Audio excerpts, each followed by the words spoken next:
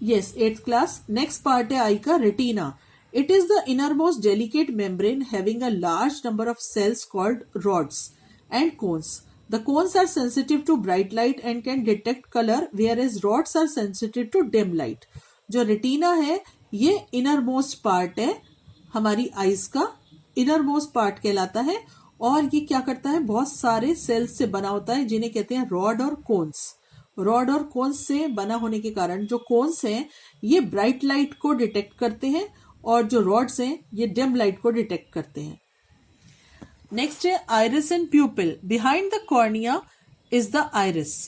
Cornea के पीछे iris होता है. It lends colour to the sky. The amount of pigmentation in the iris gives color to the eyes. When the pigmentation is highest, the iris is black or brown in color. When the pigmentation is least, the iris is blue in color. जब हम कहते हैं उसकी नीली आंखें हैं या उसकी ग्रे आंखें हैं या उसकी ब्लैक आईज हैं, तो ये जो कारण होता है ये आइरिस की वजह से होता है. अगर पिगमेंटेशन डार्क होता है तो उसका कलर ब्लैक या ब्राउन होता है और अगर पिगमेंटेशन कम होता है तो वो जो आइज का कलर है वो ब्लू या ग्रे होता है. और ये सेंट्रल सर्कुलर अपर्चर कॉल्ड प्यूपिल. जो आइरिस क्या है उसके में क्या है, प्यूपिल जो मैंने अभी आपको दिखाया था कि जो आई बॉल है वहां पर होता है. The iris regulates the amount of light entering the I bye adjusting the size of the प्यूपिल in the following veg. जो आइरिस है वो लाइट को हमारी आईज में जाने के लिए एडजस्ट करता है. किस तरीके से? If the light is dim, the iris expand the pupil in order to allow more light to enter the light. अगर हम कहीं कम रोशनी में होते हैं तो हमारी जो आइरिस है वो एक्सपैंड हो जाती है और हम बड़े ध्यान से, जैसे आप कहते हैं ना आंखें बड़ी करके देख लेते हैं, तो वो हम आंखें बड़ी नहीं करते हैं. अपने आप हमारी जो आइरिस है वो एक्सपैंड हो जाती है डिम लाइट में और ज्यादा लाइट हमारी आंखों के अंदर आती है. इसी तरीके से जब लाइट हमारी आंखों में ब्राइट लाइट पड़ती है तो आइरिस कॉन्ट्रैक्ट हो जाती है और वो प्यूपिल उसे डिक्रीज करके अमाउंट को हमारी आंखों में जाने देता है, जिससे हमारी जो आईज है वो जो मसल्स हैं वो एक्सपैंड और कॉन्ट्रैक्ट होती रहती हैं प्यूपिल की और हमारी आंखें भी खराब होने का खतरा नहीं रहता. नेक्स्ट है crystalline lens. It is a transparent crystalline double convex lens situated just behind the iris. Iris के पीछे एक लेंस लगा होता है, जैसे कि आप यहाँ पर देख रहे हो ये लेंस लगा हुआ है. ये अब क्रिस्टलिन लेंस है एक ये.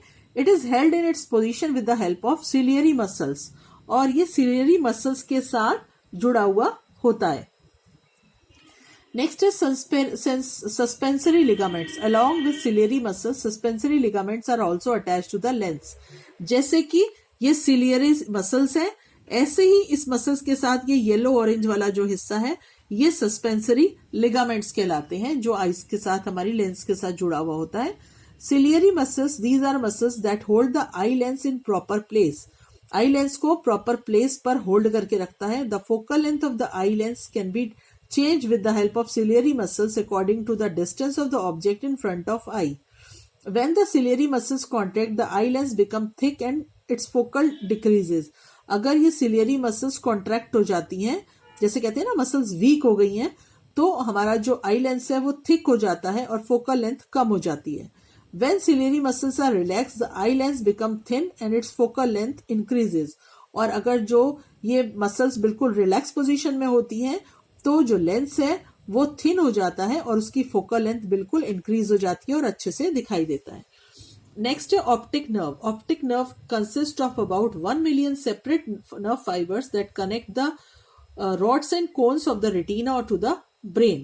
Its function is to carry optical messages in the form of electric signals to the brain. Optic nerve का क्या काम है? Optic nerve का काम है nerve fibers के साथ जो connect rod और cones हैं उनके थ्रू रेटिना से ब्रेन को सिग्नल पहुंचाना.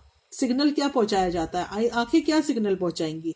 आइस क्या सिग्नल पहुंचाएंगी कि जो हमने देखा है वो हमारे आंखों से ब्रेन तक पहुंचा, कि हमने एक फ्लावर देखा या हमने एक बस देखी या जो चीज भी हमने देखी वो जो सिग्नल है वो हमारे ब्रेन तक पहुंचता है.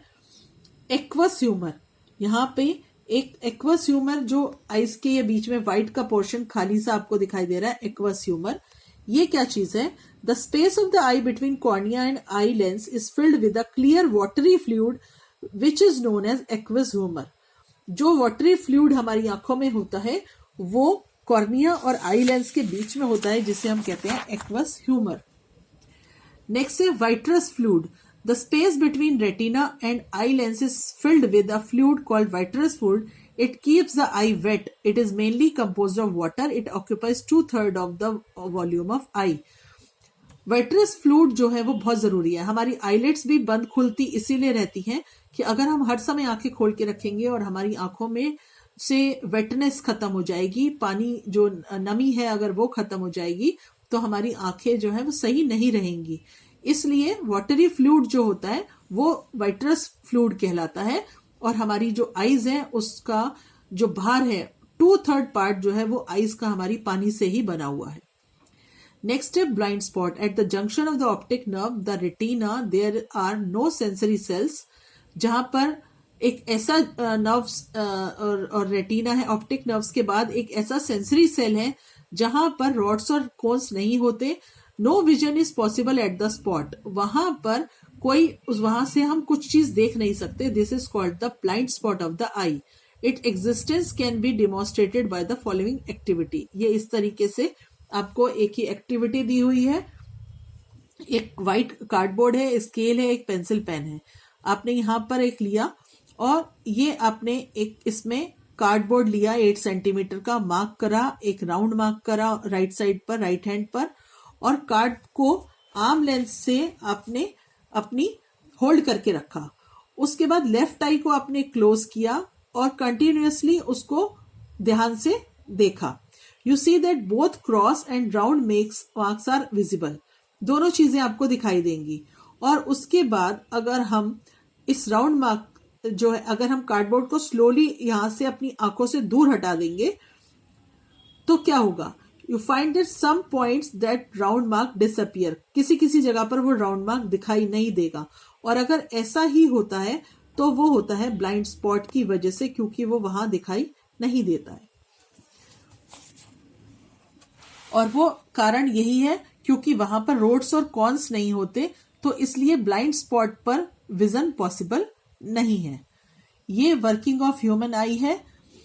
यहां पर इस तरीके से आपने एक फ्लो चार्ट बना हुआ है उसका, ये इसको फ्लो चार्ट कहलाता है। ये the light coming from A object enter the I through the cornea and प्यूपिल। जो हमें कोई चीज दिखाई देती है वो कहां से दिखाई देती है?